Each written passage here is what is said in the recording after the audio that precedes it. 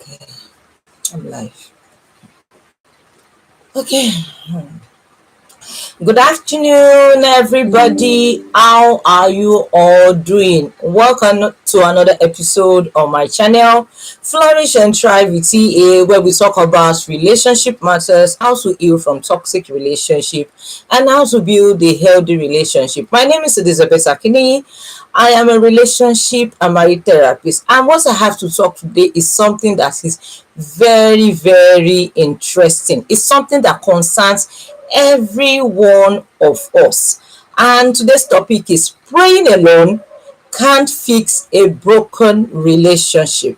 Praying alone can't fix a broken relationship. Actually, this episode is actually for we Christians and Africans. Yes, I'm dedicating today's video for we Christians and we Africans that believe that prayer can solve everything in a relationship. Prayer can solve everything in a marriage. I tell you, that is not the only way out. But before some people will crucify me, especially Christians, I'm sorry, before you people will crucify me, please let me speak my own. The thing is this. Prayer is good. I am a Christian. I do pray. I do believe in the power of prayers. I'm a Christian. I'm a born again Christian. I believe in God. I love God. But prayer is not a replacement for self-awareness. Prayer is not a replacement for emotional healing. Prayer is not a replacement for emotional diffusion. So we have to speak the truth. We have to say the truth, because a lot is going on in marriages. A lot is going on in our society, whereby partners are suffering, enduring in relationship and marriages, all just because they feel their partner is going to change. Prayers won't take the place of accountability. So you can't continue to pray for somebody who keeps breaking you and is not ready to take accountability for their bad behavior. There's a place for prayer, and there's a place whereby we have to come to the self-awareness, whereby we can actually provoke healing in our own selves before we can actually provoke it in our relationship. So that is what we'll be talking about today. We'll be talking about how you can break free. We'll be talking about codependency and attachment style. What is really codependency and attachment style, and how it forms emotional trauma and dysfunction in marriages, in marital homes, and how it is being passed on from one generation to another. So we'll be talking about generational trauma. We'll also be talking about generational cycles. We'll also be talking about how to break free from them. So that is what Elizabeth Akiniyi, will be talking about today. So I've heard people say, like some of the suppositions I hear in my country here, and we in Africa here, that marriage you have to endure. In marriage, you have to endure. In marriage, somebody has to be the scapegoat. In marriage, somebody has to be silent while the other person is hot. Somebody has to be cold while the other person has to be hot. Both of you don't have to be hot together. So I've heard pastors tell people when they come for counseling, especially women, they tell them that you have to endure. You have to keep praying. We have to keep praying that one day we stop. One day we change. And that woman goes back and does exactly what they are being told. And that is what our mothers have been doing from generation to generation to come. They've been telling them you have to endure. They've made us to believe that love, for you to show love, pain is love. Endurance in relationship is love. So they mistake you enduring pain as a sign to show that you love that person. But I tell you, that is not love. You are crumbling, you are dying. You are crumbling, you are dying.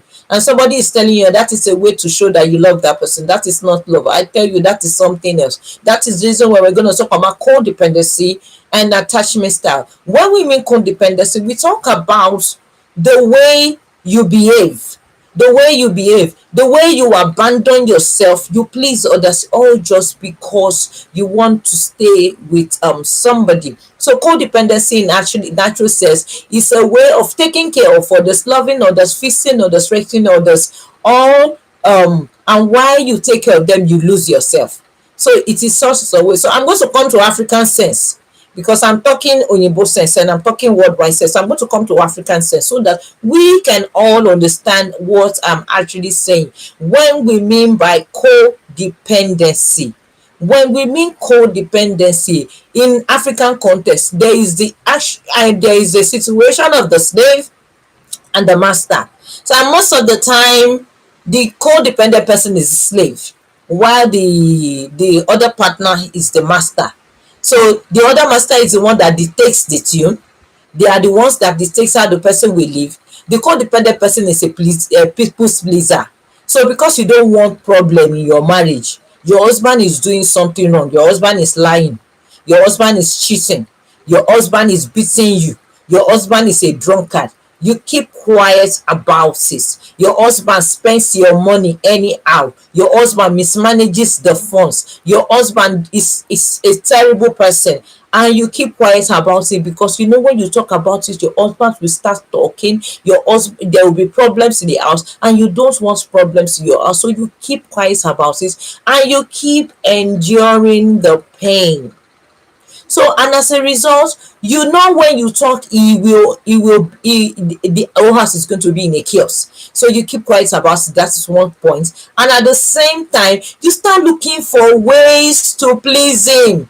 You start looking for ways to make him happy. You start looking for ways to just make him good. So you go to the church and you tell the pastor, this is what has been going on in my marriage. Your pastor tells you, you have to pray. This is the devil operating in your home, and you start praying and you start praying, and they will tell you, you have to endure, you have to endure. It's with time will come. Since you're praying, he is going to change, he's going to change, and you keep praying and you keep praying. At the same time, you keep losing yourself, trying to fix him, trying to change him, trying to please him. You are pleasing him to displease yourself, and as a result, you start losing yourself, you start losing your identity. You don't know you anymore. You exist only for him. What he likes is what you like, what you hate is what he hates, what makes him happy is what makes you happy, what makes him sad is what makes you sad. You don't have a mind of your own, you don't have a say of your own. If he says yes, you say yes. If he says no, to say no. You lose yourself entirely, all just because you want to keep your marriage, or just because you want to keep your relationship. You lose everything about yourself, you forget who you are. That is what we call codependency in Africa.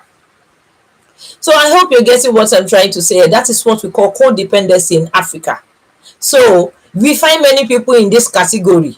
You find your aunties and your aunties will be telling you, you know, you have to endure. Now all men are like that. All men cheat now. There's no man that does not cheat. All men cheat. You just have to endure it. With time, it will change. And that is how they keep passing it from one generation to another. They keep passing it. They keep the father will tell the child, women are wicked. The mother will tell the child, men are like this. They keep passing it on from one generation to another. Your daughter got married and asked you for advice, and the only advice you could give her is that you have to endure. The worst you can do is you can pray and do everything to make him happy. Once you do everything to make him happy, he will change. So when he does not change, you now come up with your theory that all men cheat. That's how all men are. It's not all men that cheat. Yes, it's not all men that cheat.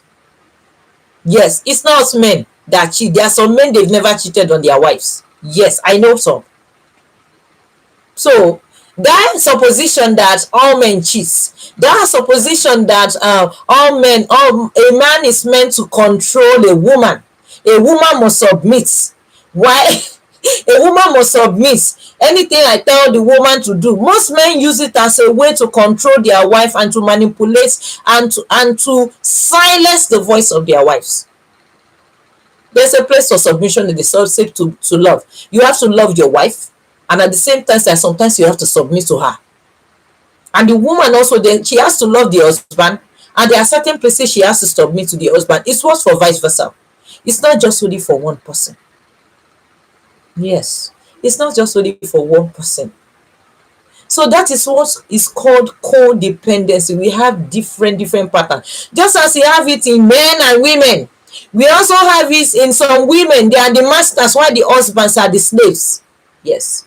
We have women who will nag the daylights out of their husbands.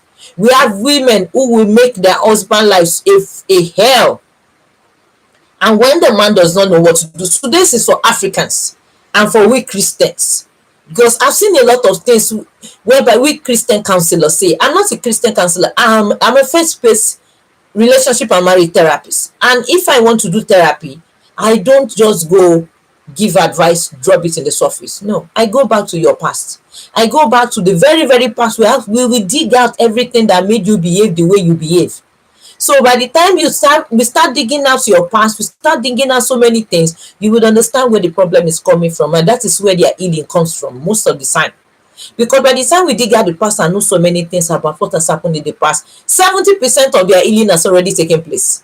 So the remaining things we are going to tell them to do is just like 30%, and that's the end of everything. So in such a situation,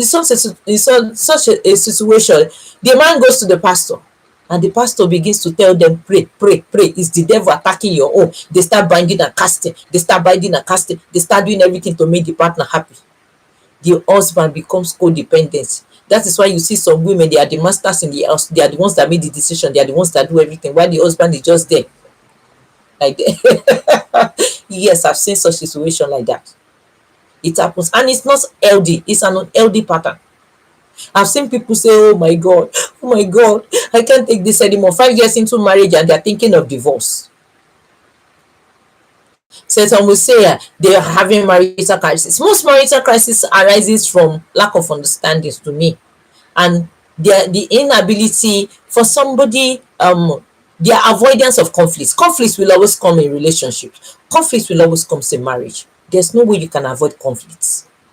What we mean by conflicts is not by you shouting and insulting your partner or fighting with each other. Conflicts comes when two of you have two opposing decisions or two opposing forces. Two people are coming from two different backgrounds, and they have different opinions, they have different ways, different mindsets. So it's not going to be that easy for you guys to just make one decision. There are going to be opposing choices.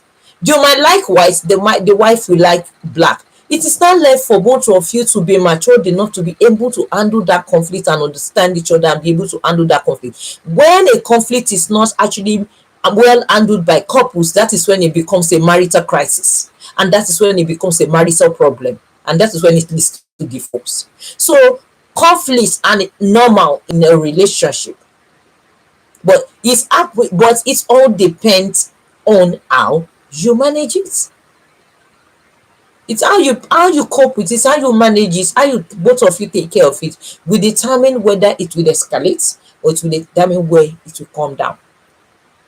So we have them. I'll be talking a lot today. I don't know how long my video is going to take, but I'll be talking a lot today because there's a lot I want to unleash. In fact, I was burning with this only anger because I was seeing a lot of things in society and I'm not happy. That what the hell is all this? All this thing could be changed by just you people coming to the awareness of some things that are wrong. Sometimes it's not your village people, like we Africans, it's not your village people that are after you. It is the fact that you lack awareness of what is really going on, in your life, or how you became what you became in your relationship. So you see, a man that beats his wife didn't start today. It started as a mindset. A man that beats his wife is a mindset. A man that cheats is a mindset. A woman that nags is a mindset. A woman that cheats is a mindset. A woman that makes the husband's life a misery is a mindset. It started with a mindset. Because it is what you see and what you hear that you think. What you think is what shapes your mindset. What shapes your mindset is what shapes your belief system. Your belief system shapes your behavior. It shapes the way you think. So when you don't think something, when something is not there, it is there, it's already stored. So there are some situations in marriages that will just bring it out. So you find some people, they will say when they were dating, this person was not like this, but the moment they just got married, that person changed. That thing has been in that person all along. It has been there. That person has been there all along. That person might not even be aware that that thing is there. But you find at the end of the day that when they get married, something or little thing will trigger it, and you just see them behaving the way they are behaving, and you keep wondering, why did this person become like this? It has been there all along. So this leads me to talking about attachment style. I'm going to talk about it Oyinbo way before I talk about its African way, so that all my other viewers which are not from Africa can actually understand what I'm saying. Because if I begin to talk Naija way now, it's not everybody that understands. So I'm going to talk in a way they understand before I now come to the African way. So what I'm trying to say is, when we talk about attachment style is the way our parents, the way they treated us, whether they nurtured us with love or they neglected us or they abused us, the way we were treated, we were nurtured by our parents, that determines the way we relate to people when we grew up as adults. So it is the way we were brought up. It is the mindset our parents instilled in us.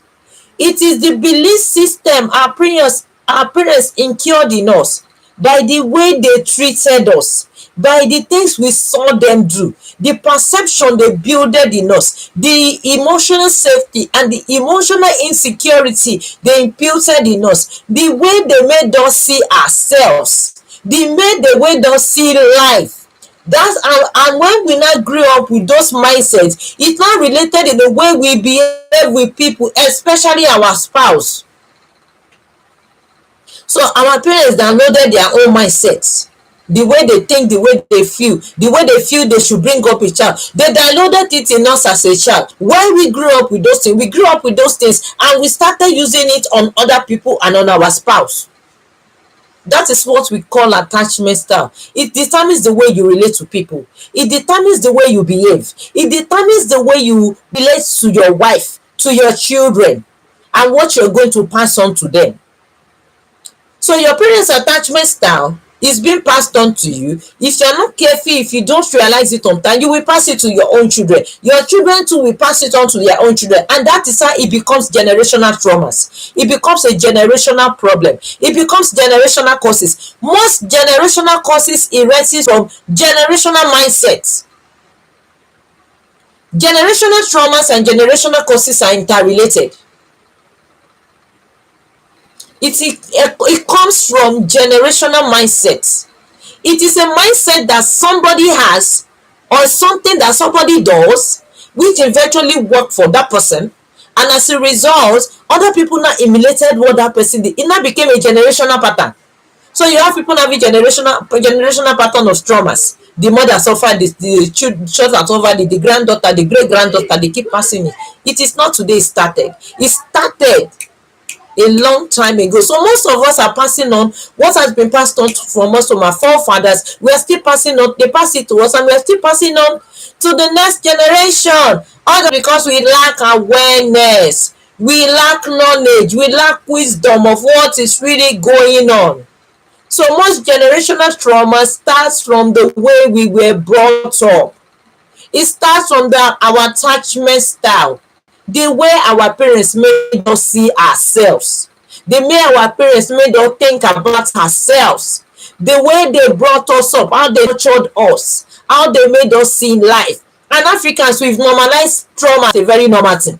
Yes, so we've normalized trauma. We've normalized domestic abuse. We've normalized emotional abuse as normal. We see abuse as a normal thing. It's a normal thing for us here in Africa. We believe that you have to endure pain to show love, and that is not the way it's supposed to be. Love does not make you go through pain. Love does not make you go through pain. So most of the time, most people are codependent and they think it's love. It's not love. It is a codependency. So we have different styles of attachment style. We have the LD and your LD. We have one LD, which is the secure, and we have 3 on LD, which is the insecure. So we have the avoidant, we have the anxious, we have the disorganized, and I'm going to explain the 3. So for the first one, which is the anxious attachment style is an adult or somebody who needs constant reassurance of love, constant reassurance of protection, who always needs constant reassurance and intimacy. They don't believe that people love them. So they keep believing that people are going to leave them. So they fear abandonment, they fear rejection, they are always clingy, and they are always suffering from anxiety. Let me put it that way. They are always anxious. So they always tend to do things to make people stay with them. So most of the time they don't learn to speak their mind. Even if they want to say yes, they will say no, all just because they want people to stay. They are always seeking attention, they are always seeking love, always looking for who to love me. I just hear people say, I just want somebody to love me, I just need somebody to love me, I just need somebody to love me. They can't learn to love themselves, they want somebody to love them. That is how they are. That is number one. So let me explain further. An anxious attachment style is developed when love is not consistent in a home. So when you have a child that whereby the parents, they are cold and hot today, the parents are of Coke and Fanta, let me put it that way. Let me put it that way. Coke and Fanta. You have parents whereby they will love them today, tomorrow they will scream at them. Your mother or your father will cuddle you today, tomorrow they will criticize you.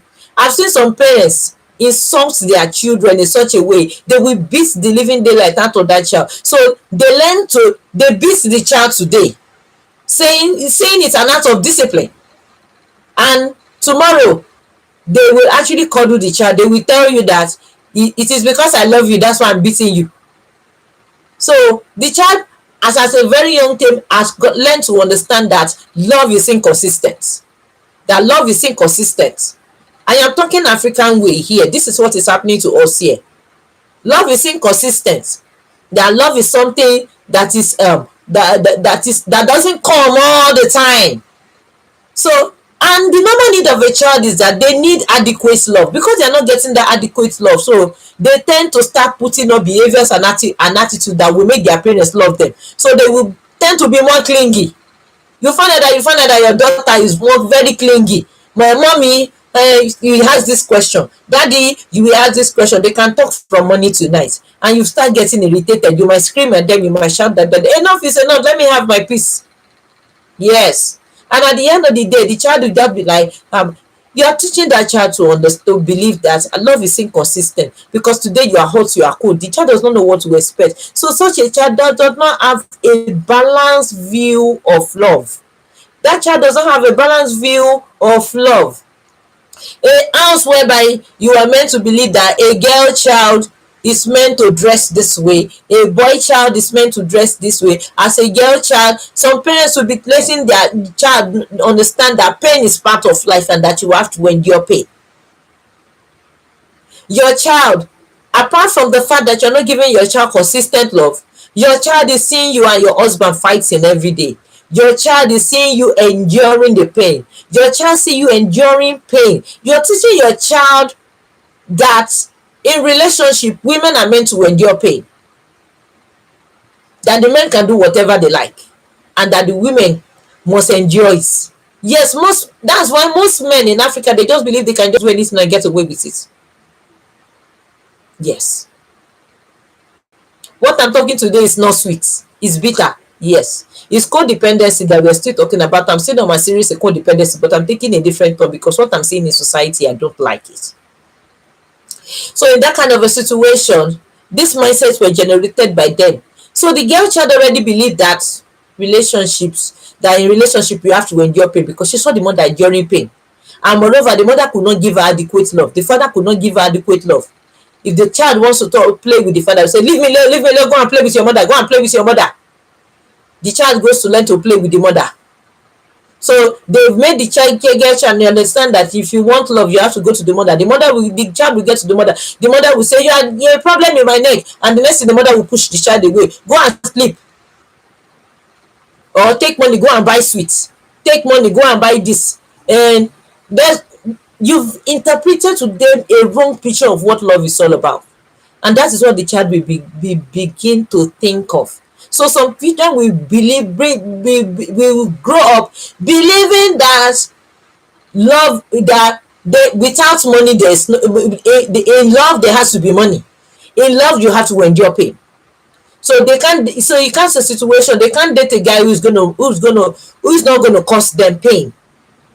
They are going to date men who is going to cause them pain. Such a girl will date a man, if the man does not have money, they can't date them. It's the attachment style they have. So they can't be with somebody who is poor.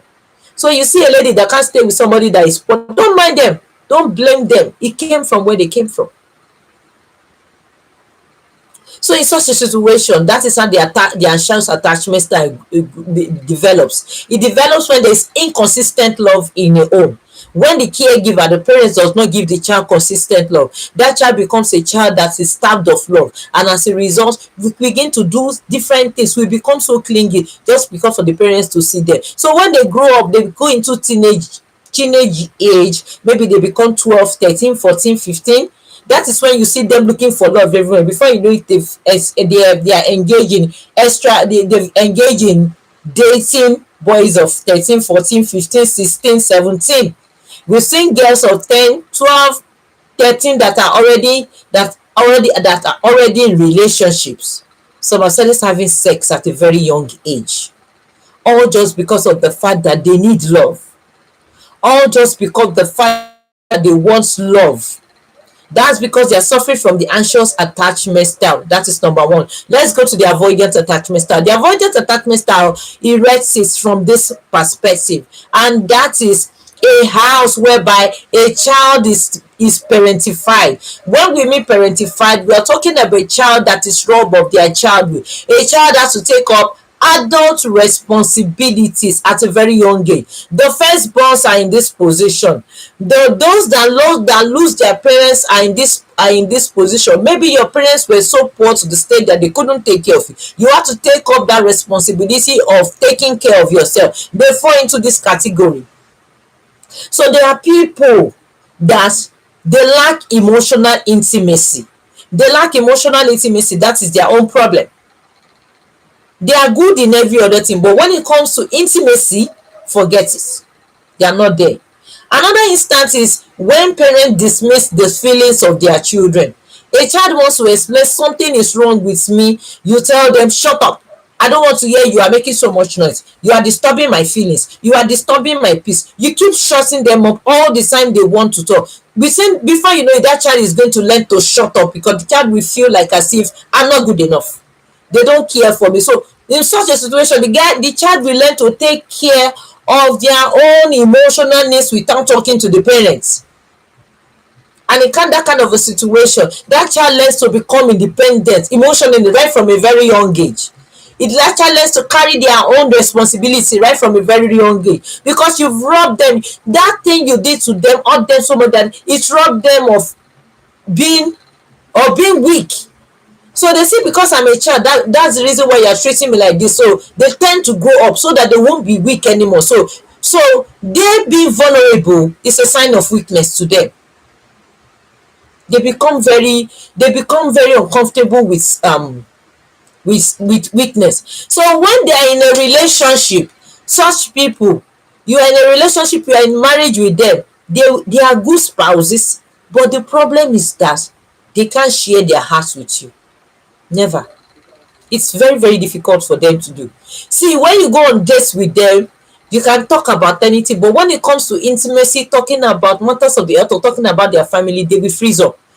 They can talk about their work, they can talk about other aspects of their life, but when it comes to the emotional part of it, have to add connection, taking the relationship to the next level or getting more intimate, my God, my Lord, they won't talk.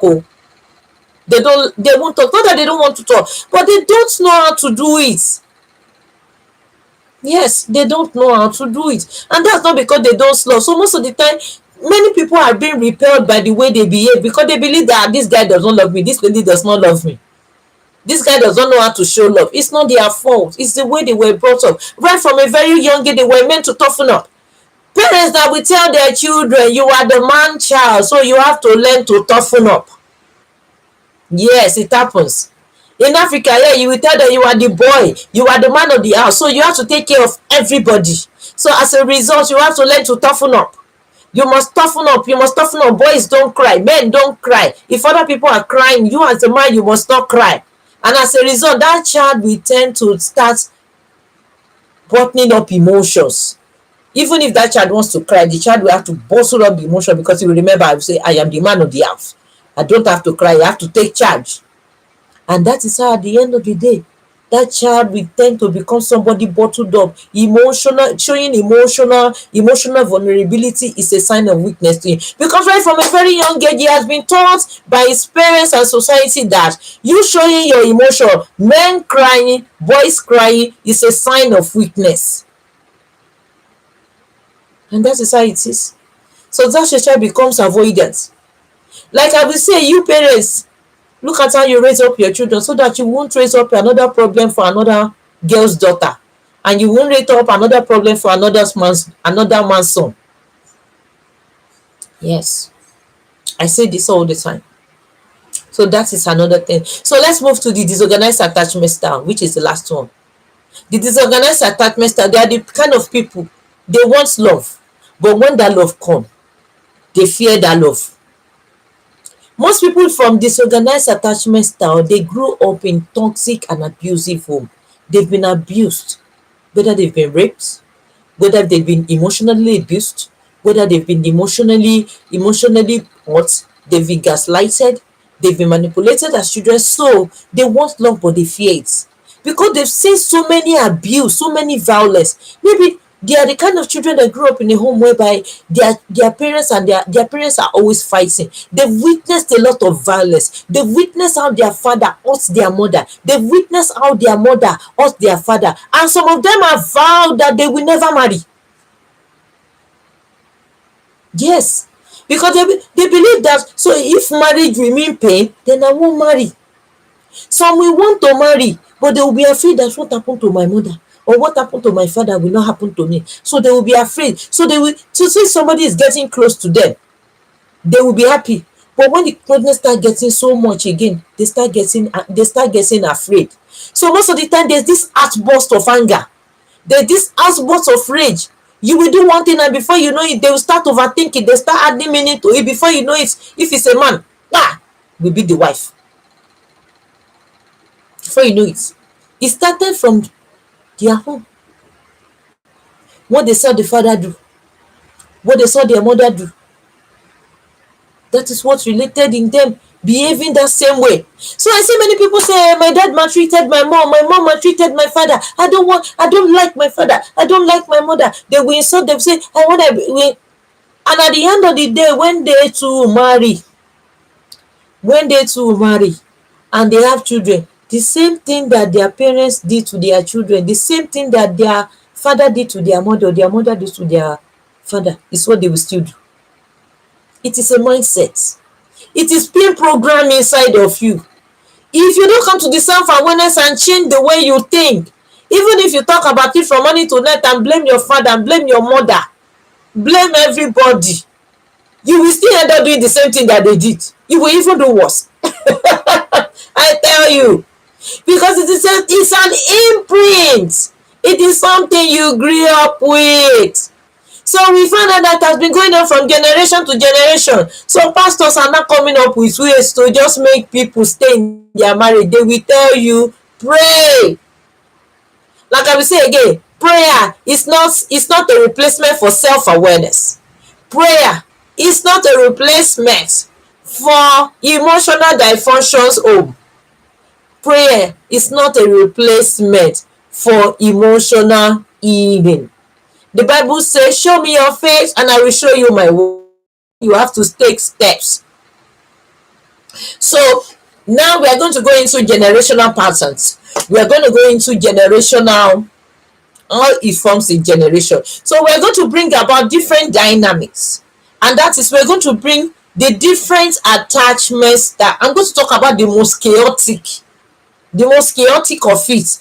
They are different because we have 3 different attachment styles. They are anxious, the avoidant, the disorganized. So we are not going to bring the anxious and the avoidant together.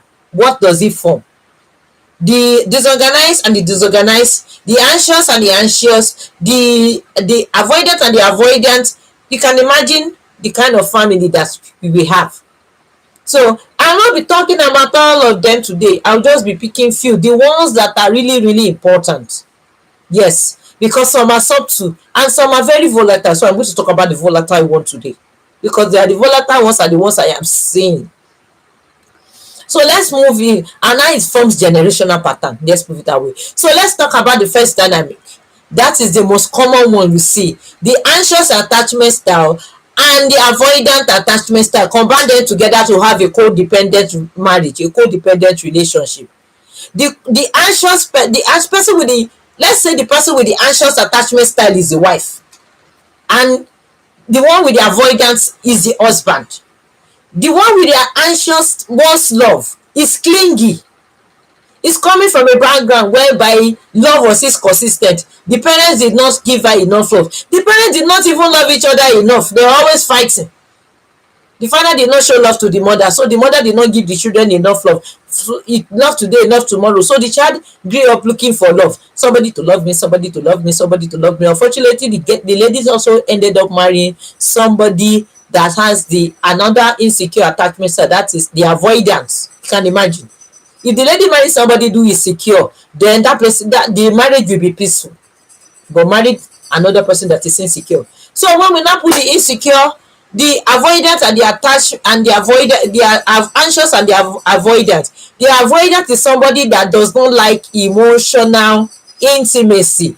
Is somebody that does not like sharing their hearts. Is somebody that does not like talking about matters of the heart. They can do every other thing perfectly, but when it comes to the matters of the heart, they don't like it. They love their independence. They are very, very independent, and they don't like people infringing on their space. So somebody, we have somebody with the anxious attachment style. That person is always wanting love. He's always wanting the husband to be with her. He's always needing a constant reassurance. He's always wanting the husband to be with her all the time. Always wanting the husband to love her, to pamper her, to take care of her, to treat her like a queen at all times. Always want to talk about things that will bring emotional intimacy between him and the husband. And the husband doesn't like too much emotional intimacy. So the wife will be running after the husband, trying to change the husband to fit what she wants. And as a result, when this is not working, the wife will start, what do they call it, will start praying. But they will advise her, pray.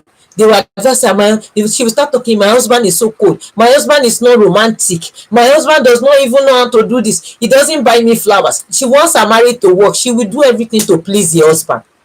She will do everything to please the husband. She will do everything to make the man happy. And at the end of everything, now she becomes frustrated. She will lose herself in the process. That is one, what did they call it? What did they call it? A codependent dynamic. The wife will lose herself. So the husband might be so avoidant that he might not even be home. In fact, it might lead to the wife, when the wife might get so frustrated, might lead to the wife cheating on the husband. Yes. It might lead to the wife cheating on the husband. It leads to all sort of crisis in the marriage. It might lead to the wife nagging. It might lead to the wife complaining. And the more the wife complains, the more the wife, the husband becomes more angry. And before you know, the husband will start leaving the house. And when the husband will start living there, maybe he will go and start drinking or going to other places. That is when he will see another woman will take over. And before you know it, you say your husband is cheating. Yes. And that is how it becomes a roller coaster. It becomes a problem. You can see with all the prayers, the husband is not changing. Rather, the husband is even becoming more, it's even becoming more horrible. Because the more you run after him, the more you try to change him, the more you try to fix him, the more he moves away from you. The more you nag him, the more you complain, the more he moves away from you. The best thing you can actually do is for you to sit down and check yourself. Understand that you are the answer. If you don't understand your own attachment style, and you don't understand your husband's attachment style, the case can never be solved. So that is why in my therapy sessions, I always make sure I give them the attachment styles, attachment assessment style test first before anything, because that will determine a lot of things in treating the case. So you find a woman who is married to an anxious attachment style woman who is married to an avoidant man, chasing after the husband, complaining, not understanding the style of the husband, not understanding that the way the man was brought up is what is affecting him. His mindset is what is affecting him. Our own mindset about love is what is affecting her. And they both need to first of all heal. So in such a situation, the woman must be the one first person to heal. When you heal and you have your own peace of mind and understand that love is not just all about you don't have to endure pain in a relationship, you don't have to run after him, but you let him be. Before you know it, it's going to come back to its own senses. So that is one codependence dynamic, and the pastor will keep telling you to keep praying. No, that is when you can actually talk to him and make him understand. When you know his attachment style problem, that is when you can actually say, babe, you need to go for therapy, there's something wrong. That is when you can actually air your own opinion, effectively communicating it to him, telling him that this is what I've been going through and we need to see a therapist. That is when you can actually communicate it to them. But when you don't communicate it, you keep nagging, it's not going to solve the issue. That is one core dynamic, and it has caused havoc in so many marriages.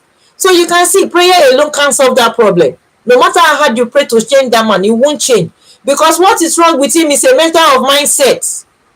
And he needs to, if you don't come to your own, to the awareness of your own mindset, how the way you think and the way he thinks, no matter how much you pray, that problem cannot be solved. So let's move away from that. Let's move to anxious disorganized. This is another roller coaster.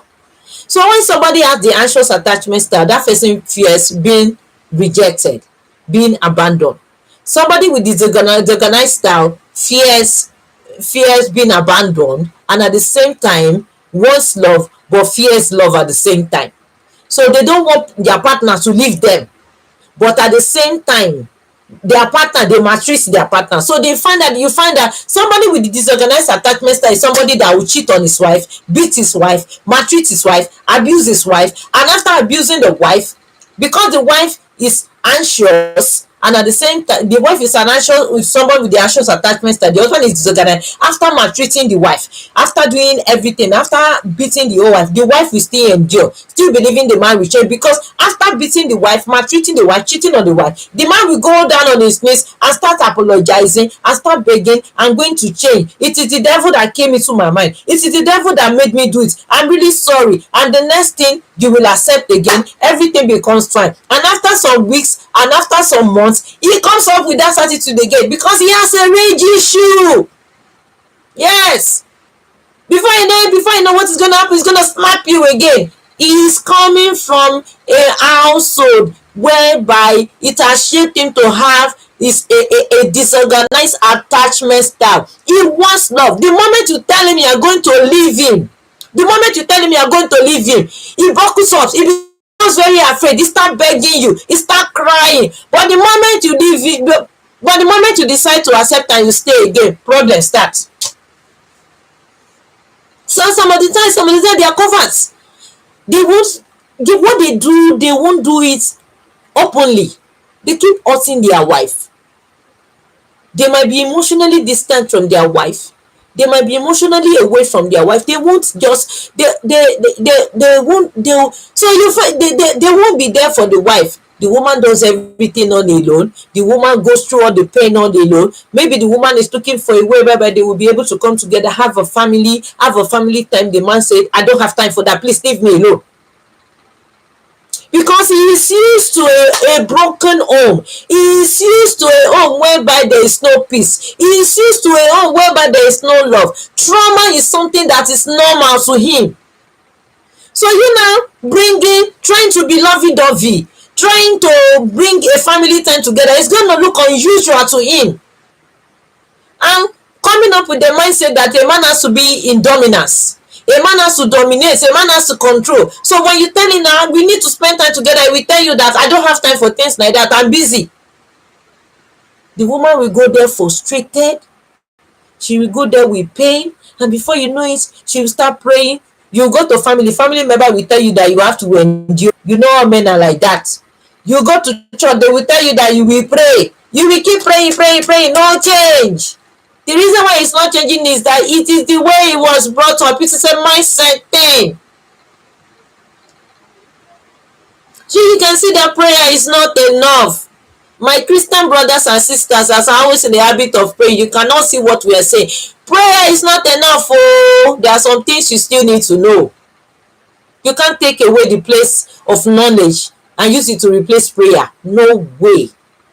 So you find such a man who will maltreat his wife, make his wife lose her senses, continue to hurt the wife continuously all the time. The wife will want to leave, and he will start begging the wife, and will blame every of his behavior on the devil. Yes, it is because he has a disorganized attachment style. They fear being rejected, but when love comes to them, they maltreat the love because they don't know how to love. It's not their fault.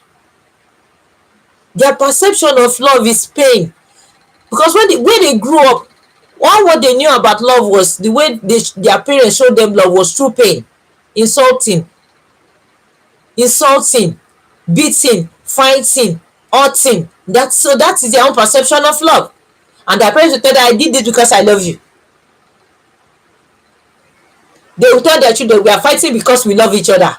Our marriage cannot be sweet if we don't fight. You are teaching your child the same thing, that when they grow up, they should do the same thing. Yeah. So let's go to another one. This one is very chaotic. Disorganized. You can imagine. Two people coming from two broken homes. Two people with disorganized attachment style, disorganized mindset about love. They want love, and at the same time, when the love comes, they push it away. They fear being rejected. They don't want their partners to leave, but their partners, they'll be showing their partner shege. If the husband is disorganized, the wife is disorganized, you can imagine the kind of home they will have.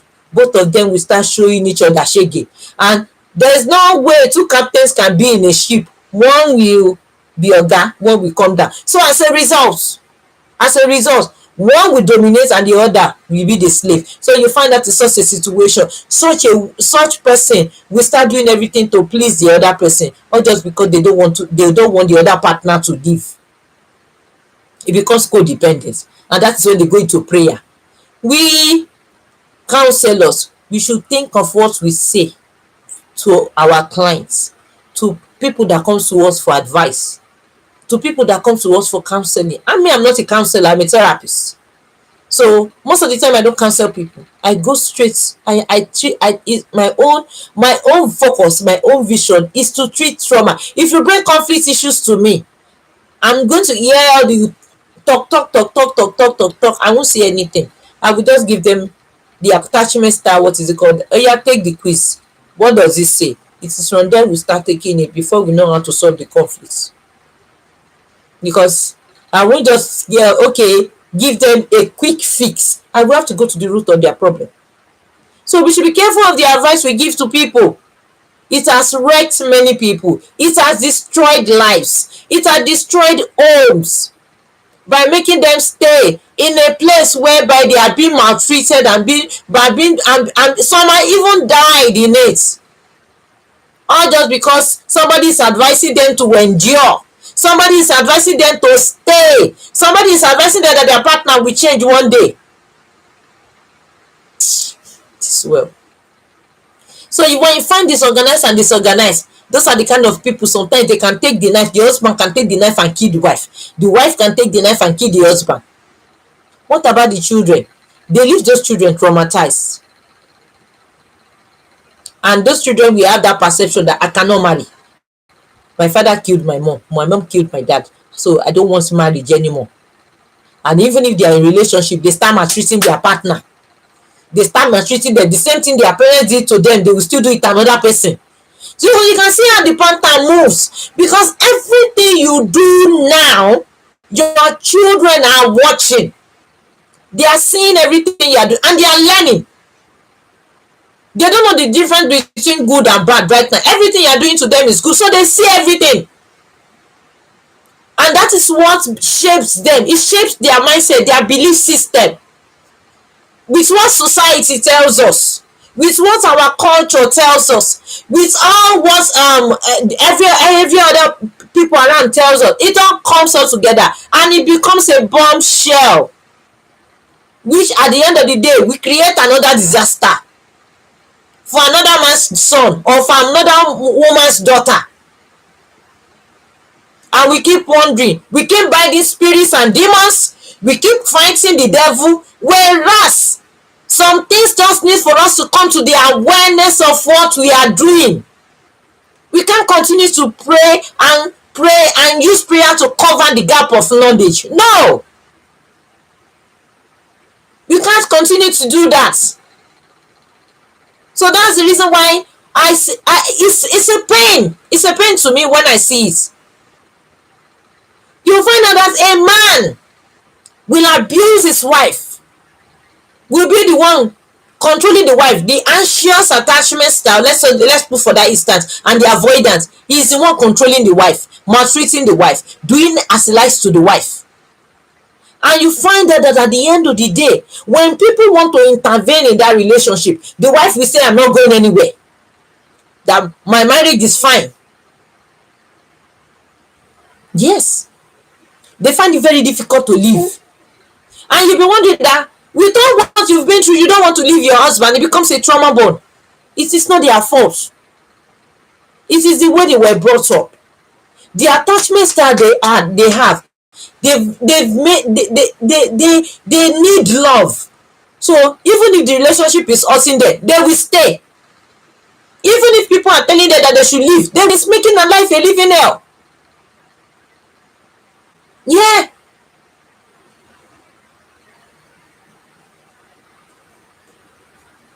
So I'll be talking about these three, because if I begin to open up canker worms, some people will not listen to watch my video again, because what I'm saying here today might be painful.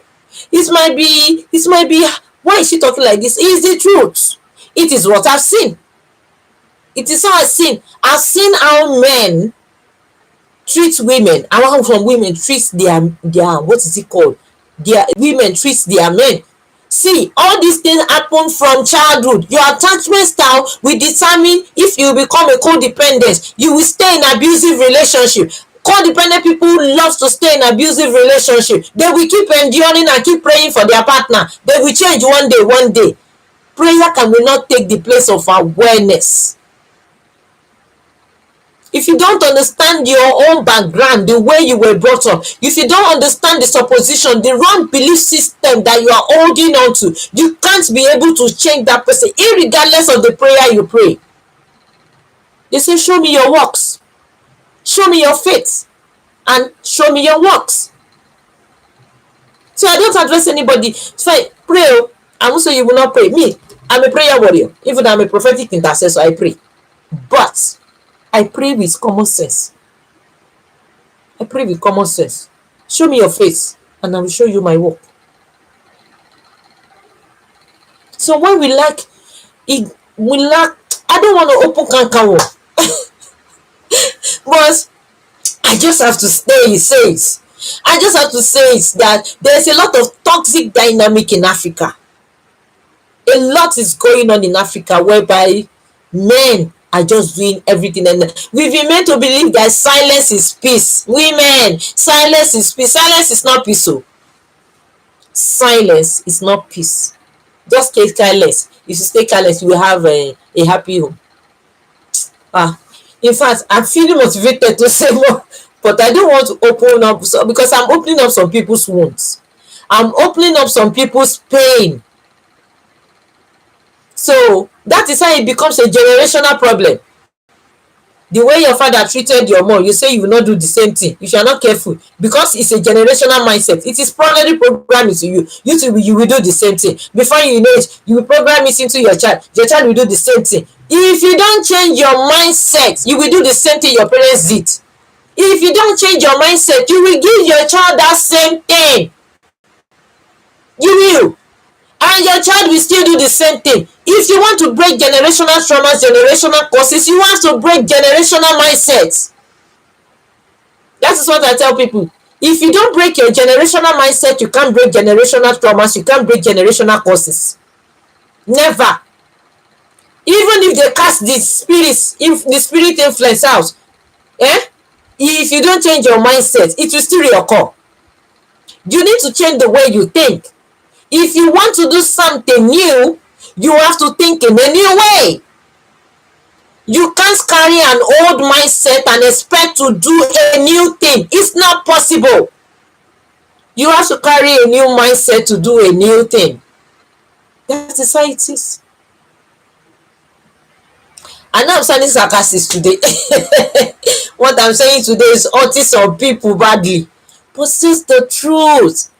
The truth is actually painful sometimes. The truth is actually painful. Many women are covering up a lot of things. And you don't have a silence. You are programming your daughter to actually endure pain in her own marriage. You are also reprogramming your son to feel that control is dominance is love. For a man to show love, you must be in control. You must control everybody. Love does not control.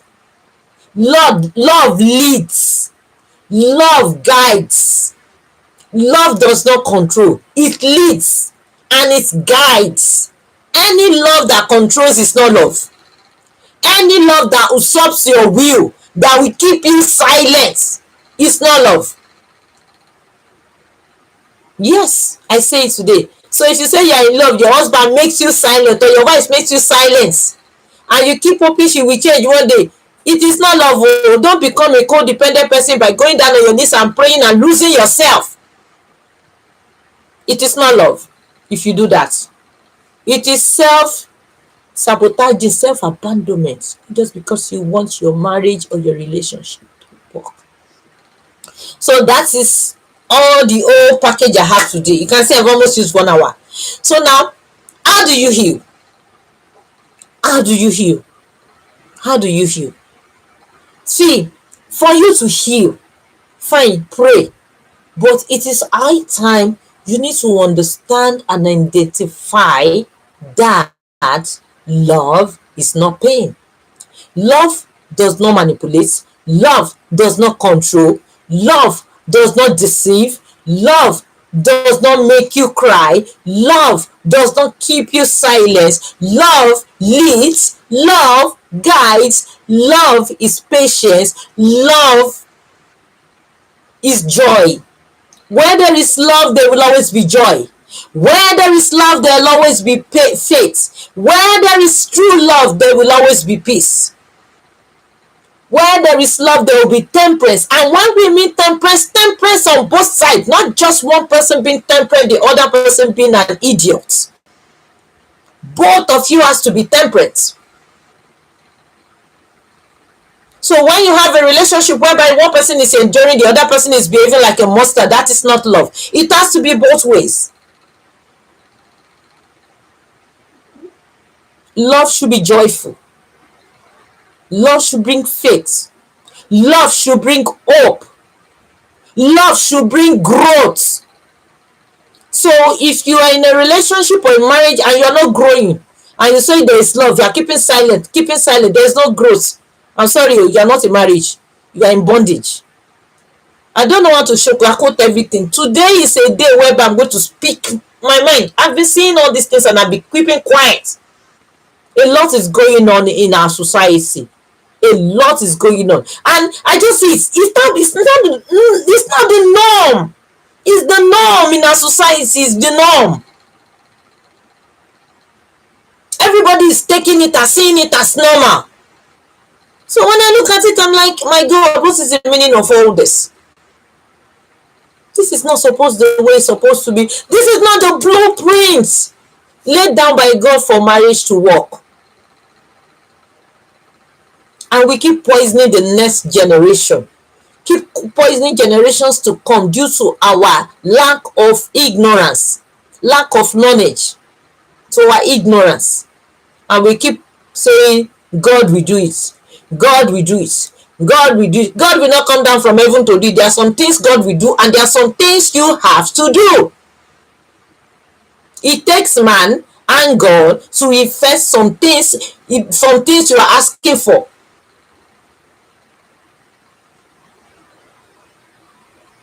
So that is it. So you need to come to the awareness that love is not pain, and that you deserve better. We are not asking you to divorce. If it entails you staying away for some time to sort out your brain, if it entails you taking a separation, we are not saying you should divorce. Don't divorce. If you taking some time to think, use that time to think and think of what you want. Search yourself. Go for therapy. That's the next thing. Go for therapy. Heal yourself. Go through the healing stage. Learn to love yourself. When you've not gone through that stage and do not realize that yes, you're okay, set boundaries. You know you're still going to come back into that relationship. You know you're still going to come back to meet your husband or your wife. But first, you need to be prepared. You need to be sane. You need to be healthy before you can actually turn the situation all around. And it involves you taking some time alone to be by yourself, to come to the awareness of who you are, what you are, regain your sanity, come to that awareness, go for therapy. When you find a good therapist, they will take you back, change your background, your attachment style, codependent, everything. They will have to work upon it until they get to the final issue.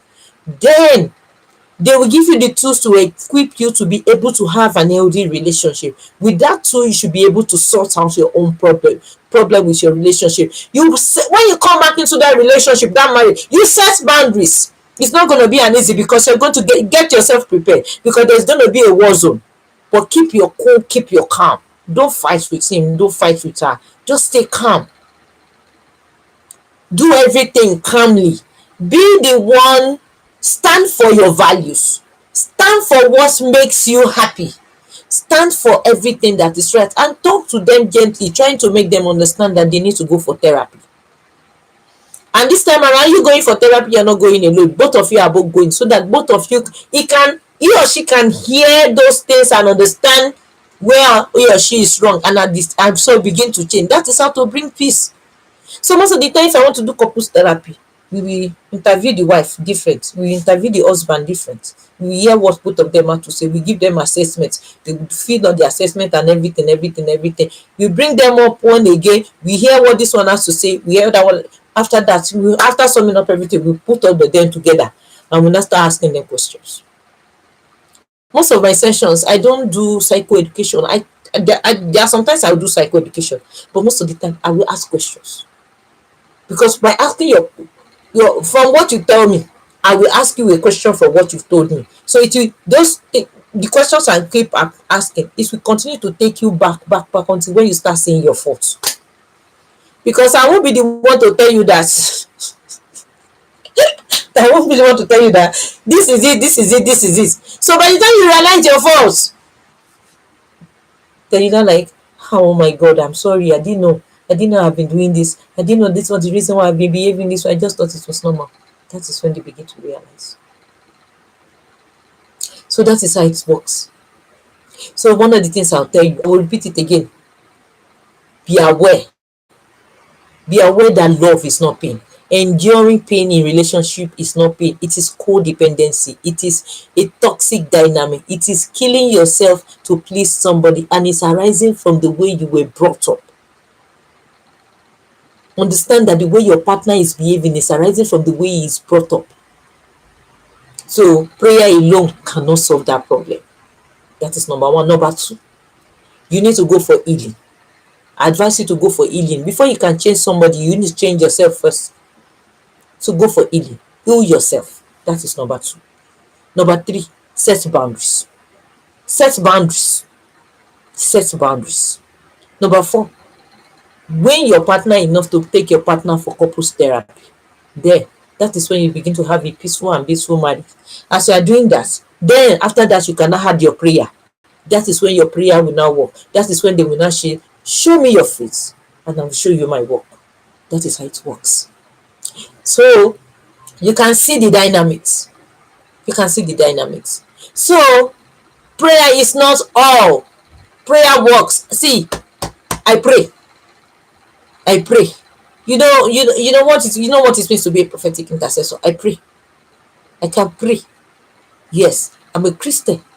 I'm a child of God. Not talk of the fact that I'm a prophetic intercessor. I stand at the gate and I intercede.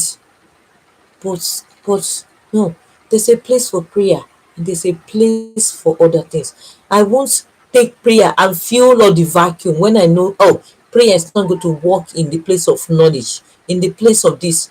So I put prayer where it's supposed to be put, and I put knowledge where it's supposed to be put, and that is when everything works well for my good. Miracles don't just happen like that. Yes. So that is how it is. So guys, I hope you've been able to get value from what I've said so far. So don't stay in a relationship to please anybody. Relationship is not for you to stay there and to die and to say, oh, he must love me, he will change. That is what society has taught us. That is what African home has taught us, that we must stay in toxic relationship, that it is normal. It is not normal. It is time to put a stop to it, because if you don't put a stop to it now and do what is right, you will pass it on to your children, and you pass it on to your children. You will teach your children to endure pain in a relationship, especially your girl child, and you will teach your boy child that he has to misbehave, he has to maltreat a woman for him to prove that he loves his wife. It is not the right thing to do. So do the right thing, and let's be straight. Teach your children how to pray, but let them also know that prayer has its own part, and every other thing, knowledge, have their own part. Don't just pray alone. We have pastors who beat their wife, they still come up the pulpits and say praise the Lord and still preach. We have pastors who steals, we have pastors who fornicate, they still come on the pulpits and do preach. It didn't start today. It is a mindset. Where did the mindset start from? It started from the womb they came from. Every problem today, every societal problem, every problem, a worldwide problem, started as a problem from a home that was left or unattended to. A problem, a cultural problem, is a problem that started from a home that was left unattended to. So don't ignore. That is it. Don't ignore. So guys, this is where I'll be stopping. I hope you get value for your time. We'll be writing up the codependency and attachment style series very soon. It is because of what I'm supposed to round it up today, but what I saw, I was really angry and I decided that I'm going to talk. Yes, it's high time, because this is becoming a menace in the society. Yes, enough is enough. Enough is enough. We are raising up children who are going to become a disaster in the next few 20-25 years. In the next 10 years, we are raising up children who are going to become a problem to other people's children. And I think it's that time we need to talk, because I realize that we lack awareness of what we are doing.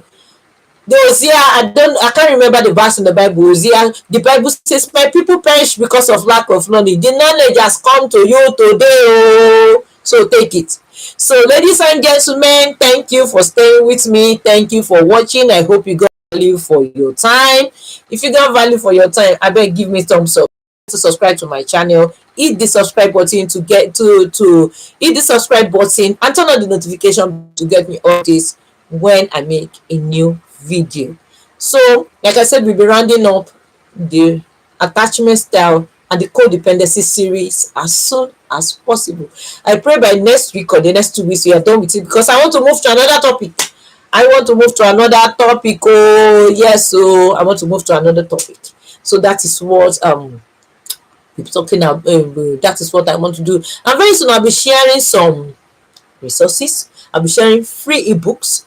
Although I've not started working on this, it's part of the project I want to do. I'll start sharing free resources, start sharing free ebooks, start sharing um, um, what they call it, affirmation books and meditation books, just to help you with your healing, and free ebooks on relationships. So thank so guys, so take care of yourself, and I'll see you in my next video, same time next week on this channel, Flourish and Thrive with TA. Make sure you join me next week. So take care. Bye.